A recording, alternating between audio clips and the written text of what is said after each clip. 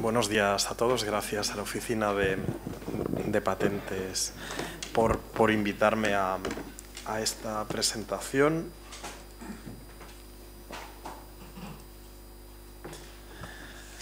Y yo os propongo en los próximos minutos que cambiemos un poco el enfoque. Hemos conocido, son enfoques complementarios, el enfoque micro y el enfoque macro. Hemos tenido el enfoque micro. Para la innovación es importante el detalle, es importante la protección de las innovaciones, el estado de la técnica, pero ahora yo os propongo que vayamos a un enfoque más macro y en lugar del estado de la técnica que vayamos al estado del arte, de la innovación en España. La Fundación Cotec. Yo trabajo en la Fundación Cotec desde hace 1 año y medio. Es una fundación que tiene 26 años de historia. Se trata de una idea personal de Su Majestad el Rey Juan Carlos, que hace 26 años viaja a Estados Unidos, a Silicon Valley en concreto, y allí conoce, por ejemplo, a Steve Jobs y vuelve más concienciado de lo que ya estaba sobre la brecha tecnológica que separaba y que separa a España de los países líderes como era Estados Unidos. Digo tecnológica porque Cotec era conferencia tecnológica, es decir, se centraba, crearon un grupo de empresarios, un foro que a modo de think tank intentaba evaluar el estado de la innovación tecnológica en España, sobre todo en el sector privado. Y a lo largo de estos años es verdad que Cotec empieza siendo el único agente que de forma permanente habla de innovación en España, tiene ese mérito, el mérito también de forma sistemática de analizar la innovación tecnológica en nuestro país y de presentar una serie de libros blancos para indicar hacia dónde deberían ir los cambios regulatorios para hacerla posible. Sin embargo, hace 2 años, con el cambio en la presidencia de honor de la Fundación, con Su Majestad el Rey Felipe VI, el cambio en la presidencia de la Fundación, con la entrada de la exministra de Ciencia e Innovación, Cristina Garmendia, la Fundación Cotec cambia la definición que tenía de innovación y no solo se centra en la innovación tecnológica en el sector privado. Ahora para nosotros la innovación es todo cambio basado en el conocimiento que genera valor y entendemos que no es un cambio necesariamente tecnológico, un conocimiento no necesariamente científico y un valor no necesariamente económico para que quepa dentro del perímetro de nuestra actividad realidades como el intraemprendimiento en el sector público o la innovación social, además de los aspectos tradicionales que trataba la Fundación. Este es nuestro presupuesto. Tenemos un patronato formado por 80 patronos, en su mayor parte del sector privado, 2/3 privados, 1/3 público, pero el origen de los fondos es 80% privado, 20% público. Estamos orgullosos de ser transparentes, no solo porque ocupamos posiciones elevadas en los rankings de transparencia que se hacen a las fundaciones en España, sino sobre todo por la evolución, porque este 3 hace bien poco era un 33 y este 5 también. Antes estábamos situados en el furgón de cola de transparencia de las fundaciones y hemos conseguido pasar a las posiciones de cabeza. Es una fundación con sus órganos de gobierno y con una serie de mecanismos de participación de los patronos. Hay unos foros de debate permanentes con los patronos en los ámbitos que son prioritarios para nosotros, la financiación de la innovación o la economía de la innovación en general y la educación, educar para innovar y cómo innovar en educación. Y más allá de estos foros permanentes de debate, hay una serie de grupos de trabajo con los patronos sobre una serie de temáticas concretas de duración limitada para diseñar nuestra hoja de ruta en temas concretos como es la fiscalidad de la I+D+I, la compra pública de innovación, Big Data o Internet de las Cosas serían los grupos que están en marcha en este momento.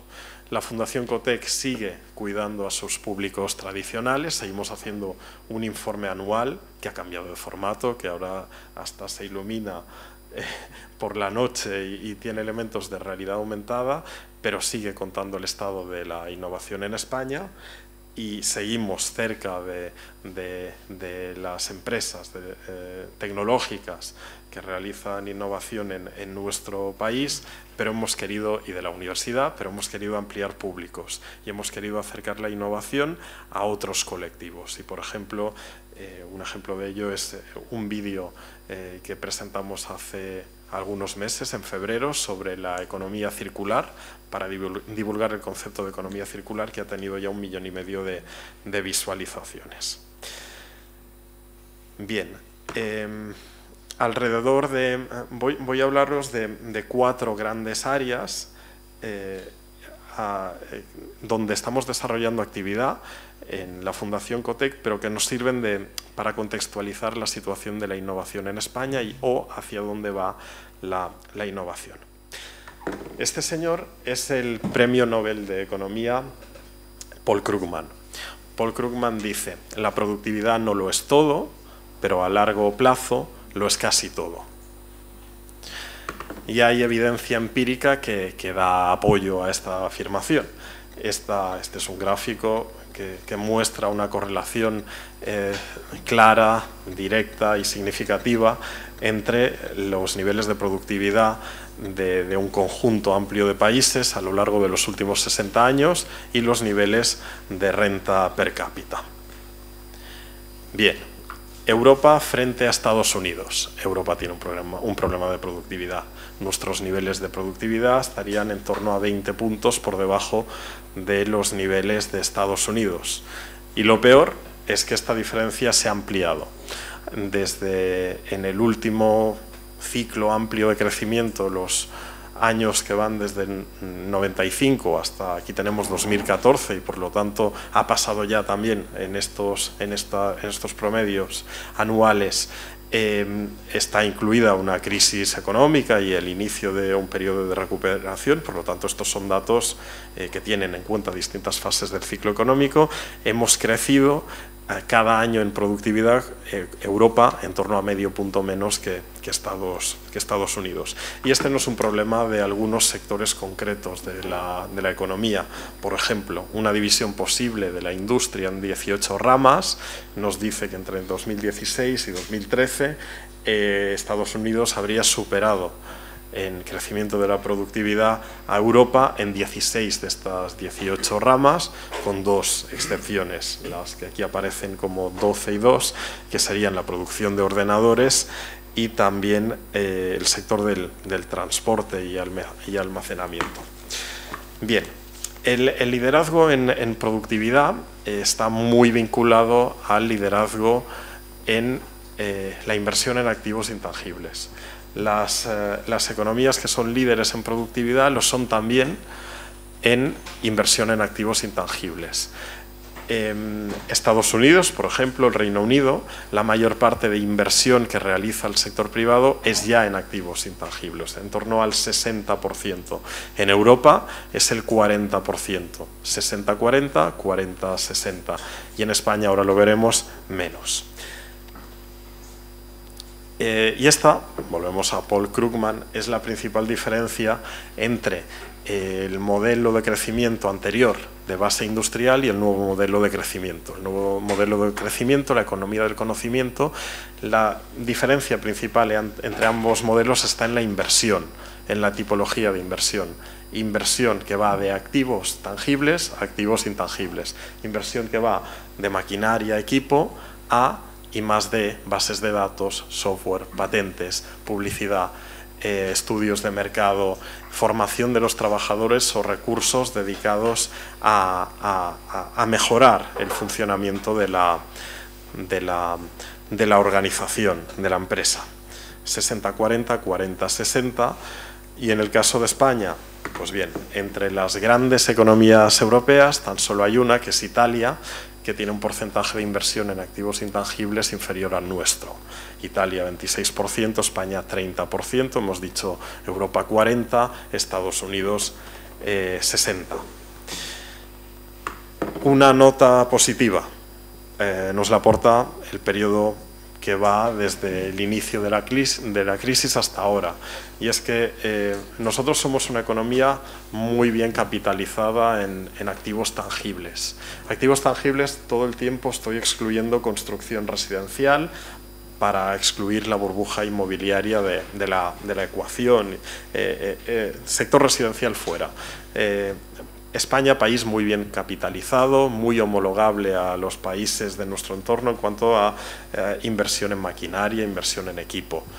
Homologables perfectamente, homologables en activos tangibles, pero no en activos intangibles. Sin embargo, en el periodo de la crisis económica se ha mantenido un crecimiento de la inversión en activos intangibles. De forma acumulada, España hoy invierte un 18% más en activos intangibles que al principio de la crisis y un 24% menos en tangibles. Y esto ha venido sobre todo, no es por la I+D, ahora iremos a la I+D, ha sido sobre todo por el software, por las bases de datos. Bien, en esta nueva economía, uno de los retos que tiene la economía del conocimiento es la medición de esta realidad. Y nosotros hemos hecho desde Ecotec, con el IBIE, el Instituto Valenciano de Investigaciones Económicas, un ejercicio de medición, de saber cuánto significa los activos intangibles en nuestra economía. De hecho, hay una parte que ya está incorporada en las cuentas nacionales. Lo está, aunque lo está desde hace poco. Por ejemplo, la I+D entra a formar parte de la inversión en la contabilidad nacional en 2015. Antes era considerado como un consumo intermedio, como bien de inversión 2015, pero está el software también. Aún así, del conjunto de activos intangibles que manejamos, habría un 40% que no estarían incorporados todavía en nuestras estadísticas oficiales, pero tampoco en las europeas. Las estadísticas españolas son fruto de un consenso metodológico internacional. Y nosotros estimamos que si estos activos intangibles se incorporaran a nuestras estadísticas, nuestro nivel de Producto Interior Bruto saltaría 3,5 puntos hacia arriba. Incorporaríamos a nuestro Producto Interior Bruto en torno a 37.000 millones de euros. Lo decía antes, somos una economía que compara bien con las de nuestro entorno en cuanto a dotación de activos tangibles, pero no así en activos intangibles. Y dentro de esta inversión en los activos intangibles no solo tenemos un problema de cantidad, es decir, que invertimos menos que las economías con las que nos queremos comparar, sino que además la composición de esta inversión es distinta. En este gráfico tenéis los activos intangibles que no están en el PIB, porque podríamos también poner otra con los activos intangibles que sí están en el PIB y ahí también hay un problema de composición, allí también invertimos poco ni más de. Pero quería mostrar esta en la que se ve que España invierte en activos intangibles, no solo en distinto nivel, sino en proporciones distintas. Aquí invertimos mucho en publicidad, invertimos menos en formación de los trabajadores o invertimos menos en recursos para mejorar la organización de las empresas. Bien, había algunos estudios a nivel internacional que intentaban estimar las dotaciones de activos intangibles, pero no había ninguno que bajara al nivel regional. Y nosotros lo presentamos hace un par de meses y bueno, vemos que las comunidades autónomas son hoy algo más homogéneas que hace 20 años en la inversión en activos intangibles. Ha habido un cierto proceso de convergencia, aún así persisten diferencias muy importantes, ¿no? Hay 3 comunidades autónomas por encima de la media, hay muchas comunidades autónomas que han convergido hacia esa media y en el periodo reciente destaca el liderazgo reforzado de la Comunidad de Madrid y a continuación viene la Comunidad Foral de Navarra y Cataluña. Aún así, las diferencias regionales que vemos en dotaciones de activos intangibles son menores que las diferencias sectoriales. Hemos hecho un análisis sectorial también y vemos que la diferencia entre el sector que invierte más en activos intangibles, que es el sector financiero, y el que menos, que es la agricultura, allí hay una diferencia más grande que entre la comunidad que invierte más, que es la Comunidad de Madrid, y la que invierte menos, que es La Rioja. Vamos ahora a uno de estos activos intangibles, la innovación o la I+D+I. Aquí ha habido un cambio importante entre la situación que teníamos antes de la crisis global y la que tenemos hoy. En 2007 Europa era el destino favorito de los flujos de inversión de las 1000 empresas del mundo que más invierten en I+D+I. Europa en primer lugar, Estados Unidos en segundo lugar y Asia en tercer lugar. En 2015, Europa y Asia han intercambiado posiciones y ahora somos terceros. Estados Unidos mantiene su segunda posición.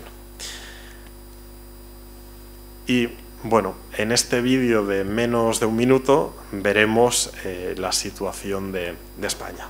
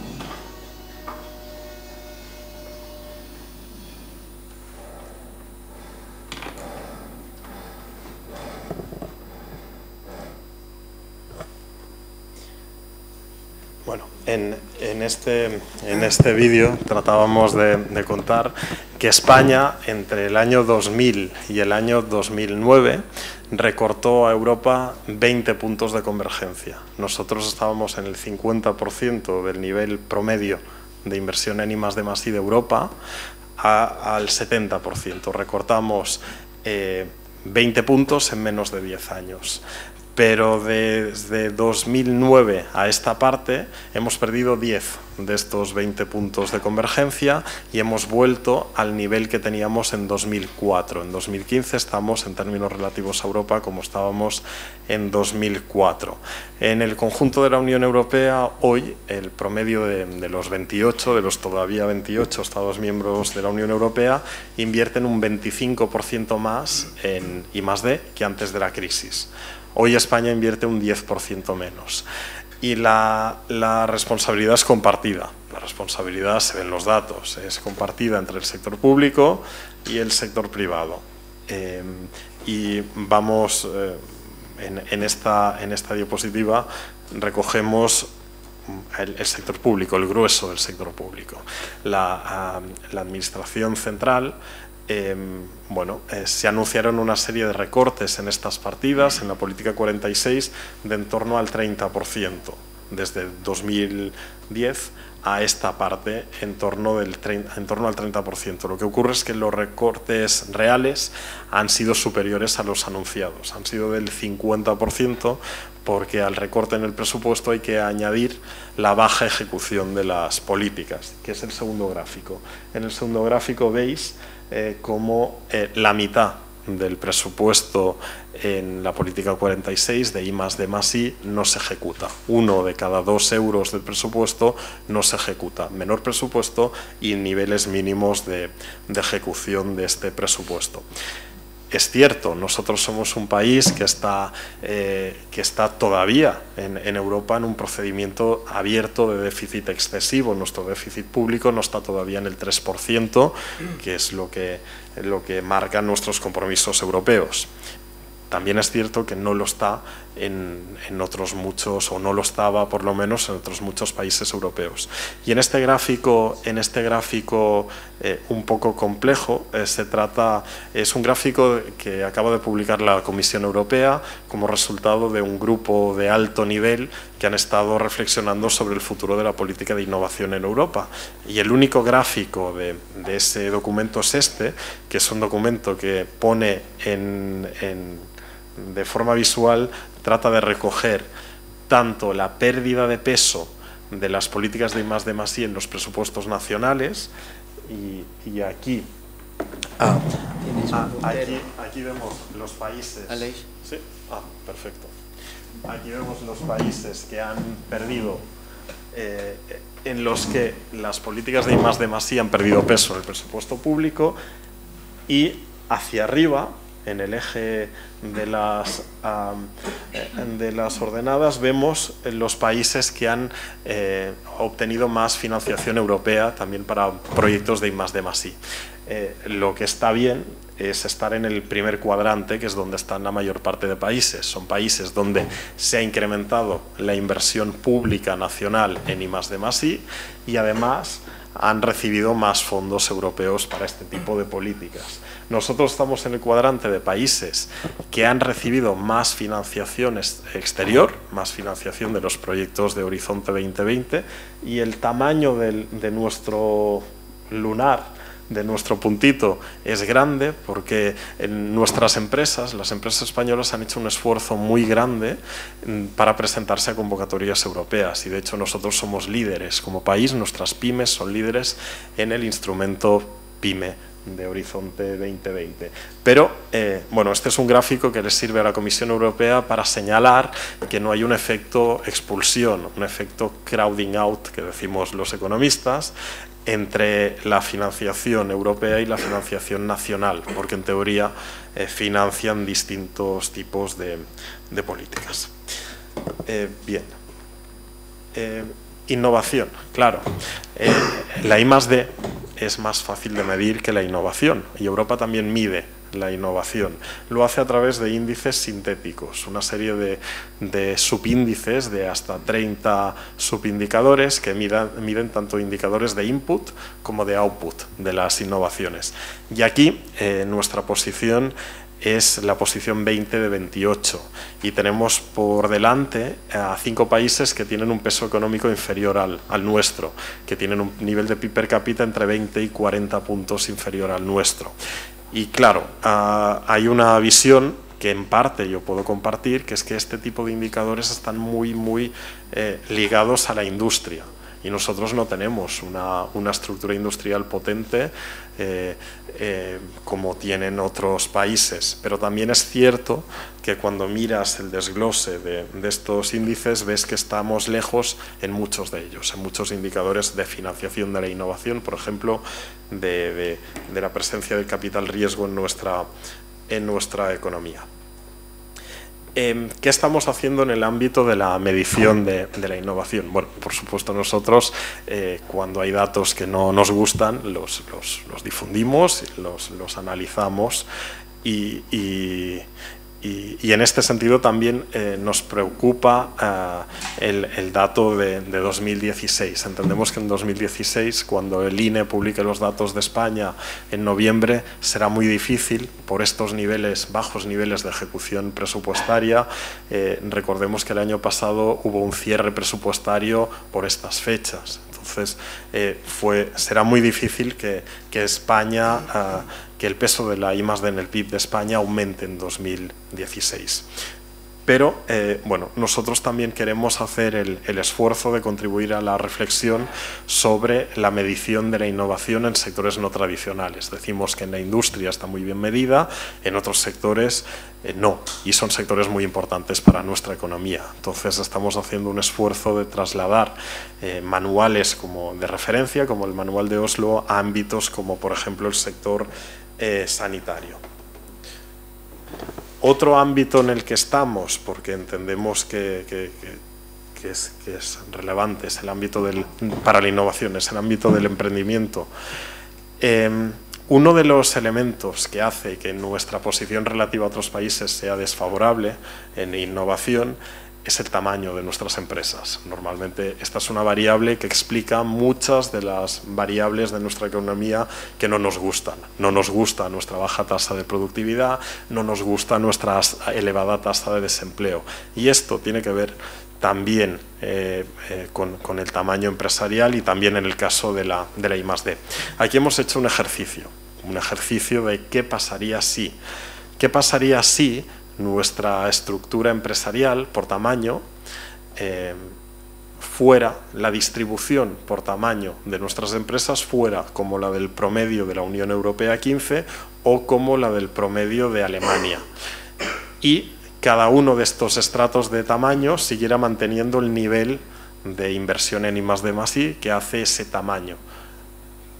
¿Por qué? Pues porque nuestras microempresas o pequeñas empresas no invierten menos de lo que lo hacen nuestras empresas, sus empresas homólogas en la Unión Europea 15 o en Alemania, pero tenemos demasiadas y la inversión en I+D+I crece con el tamaño. Como tenemos pocas medianas y pocas grandes, ¿qué pasaría si tuviéramos tantas medianas y tantas grandes como tiene la Unión Europea 15?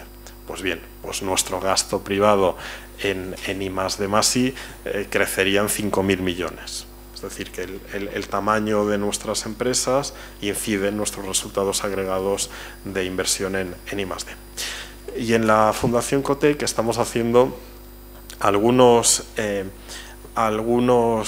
tenemos algunos proyectos en marcha en el ámbito del emprendimiento. Por ejemplo, en septiembre presentaremos un estudio en el que analizamos las empresas de alto crecimiento en España. Esto está bastante diagnosticado, en torno al 6% de las empresas en todos los países, también en el nuestro, en países de ámbito anglosajón sale el mismo dato, son responsables del 60 o de más % de crecimiento del empleo. Y hay que estudiar muy bien estas empresas y nosotros no solo haremos la foto de hoy, sino que encontramos un estudio de hace 10 años que identificó las empresas de alto crecimiento de Andalucía. Y lo que vamos a hacer es ver qué ha pasado con ellas, si estas empresas de alto crecimiento fueron una flor de un día o si por el contrario, que es ya os adelanto que es así, son empresas que han mantenido unas tasas de crecimiento y de supervivencia empresarial por encima de la media. Entonces es importante estudiar, por ejemplo, la relación de estas empresas de alto crecimiento con la innovación, porque veremos que son empresas que tienen más innovación de producto, más innovación de servicio, más innovación de proceso que otras. Emprendimiento, innovación, relación entre grandes empresas, pequeñas empresas y startups. En COTEC nos encargaron desde una institución que ya no existe, que es el Consejo Empresarial para la Competitividad, que les hiciéramos un mapa de las iniciativas que ellos hacen, que hacen las 15 grandes empresas que formaban parte del Consejo Empresarial de Competitividad y 3 empresas del Instituto de Empresa Familiar, un mapa de las políticas de apoyo al emprendimiento que se hacen desde estas empresas, desde el ámbito corporativo. Y bueno, el primer resultado es muy llamativo. Las grandes empresas españolas estaban gastando el año pasado casi 1.000 millones de euros para apoyar esas 15 más 3 empresas, estaban destinando casi 1.000 millones de euros en distinto tipo de medidas, tanto financieras como no financieras, para apoyar al emprendimiento. Y la siguiente idea, la siguiente reflexión era hacer un mapa para ver dónde estaban estas iniciativas concentradas. Estas iniciativas están concentradas en fases sobre todo iniciales del desarrollo de una empresa y lo que nos gustaría es trabajar ahora con ellas para buscar sinergias entre estas posibles iniciativas. Hay que decir que esta cifra tan alta que decía antes pues se aproxima al volumen anual de inversión que tiene el CEDETI, por ejemplo, es decir, que es una cifra no despreciable y que sería muy útil que las distintas iniciativas que tienen estas grandes empresas estuvieran interconectadas y se buscaran sinergias. De todos modos, creemos que que más allá del efecto tractor, que más allá de iniciativas puntuales de apoyo al emprendimiento que hacen las grandes empresas, entendemos que podrían tener un efecto todavía mayor del que tienen para la atracción de pymes y nuevas empresas desde su actividad ordinaria, que es lo que nosotros llamamos políticas tractoras de apoyo al emprendimiento. Por ejemplo, Iberdrola tiene una política de compra innovadora, de compra privada innovadora, que de algún modo recoge la experiencia del sector público. El sector público, desde el cambio en la ley de contratos del sector público que empieza en 2007 y una serie de desarrollos reglamentarios posteriores, permite la compra de innovación. La compra, muchas veces, más que una subvención, una empresa necesita un cliente. Y esa experiencia, que es todavía pionera, que todavía no está generando grandes volúmenes de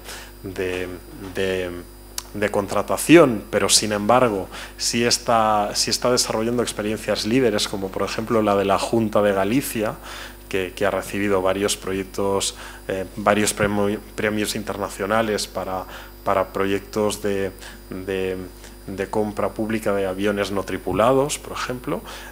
Pues esta experiencia del sector público se está empezando a trasladar al sector privado y hay alguna empresa, como la que os decía, que ha empezado a hacerlo. Pues entendemos que este es un ámbito en el que las grandes empresas pueden seguir trabajando, como por ejemplo la otra empresa, por no citar solo una, Ferrovial, tiene también una política de pagos acelerados a startups de base tecnológica. Bueno, y un último ámbito entre todos los que estamos que he seleccionado, que es el tema de la relación entre innovación y empleo. Entendemos que en este momento en España, pero también en las economías de nuestro entorno, hay tres grandes transiciones en marcha.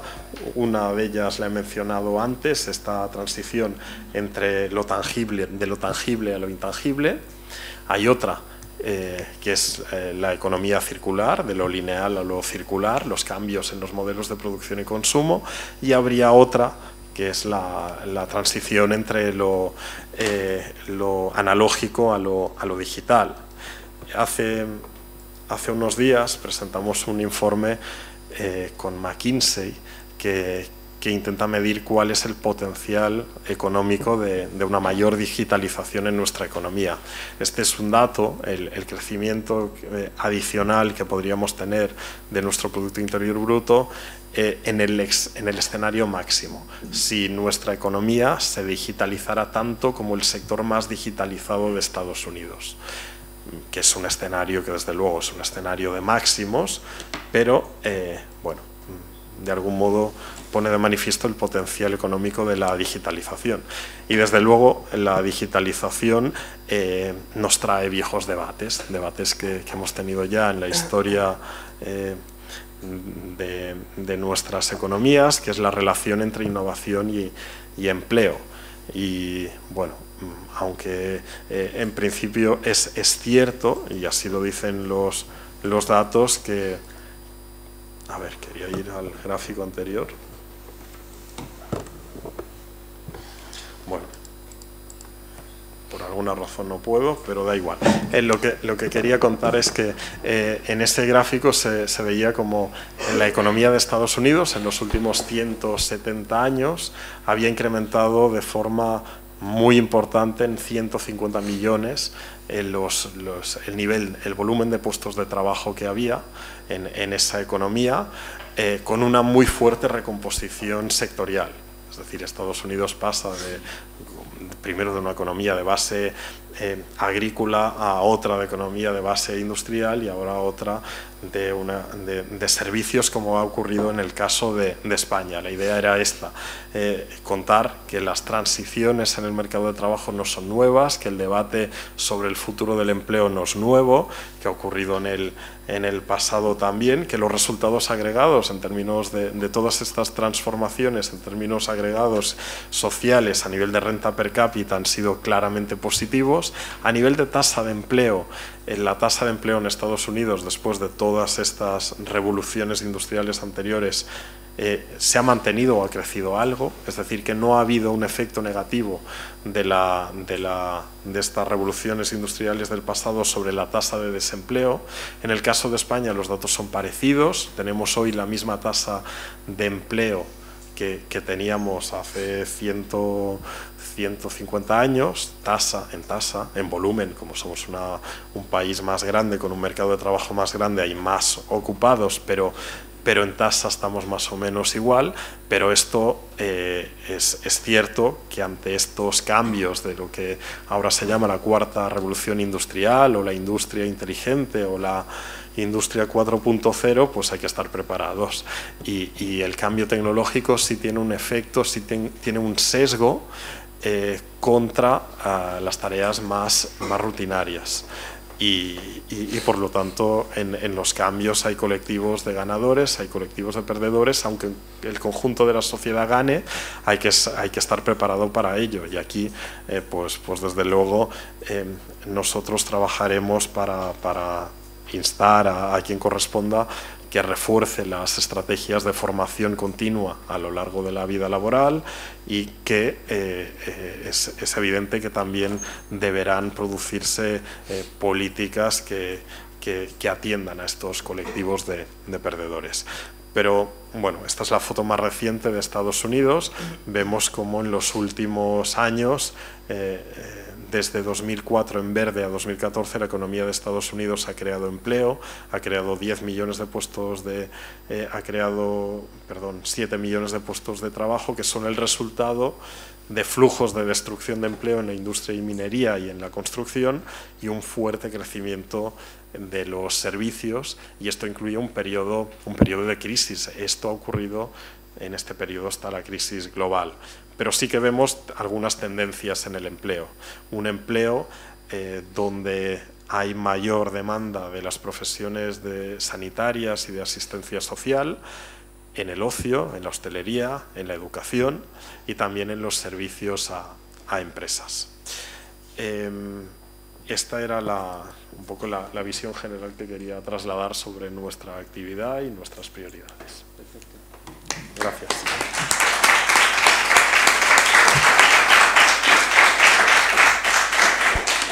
Muy bien, pues muchas gracias, Aleix. Si os parece, pasamos ahora a tomar un café y luego volvemos a la mesa redonda.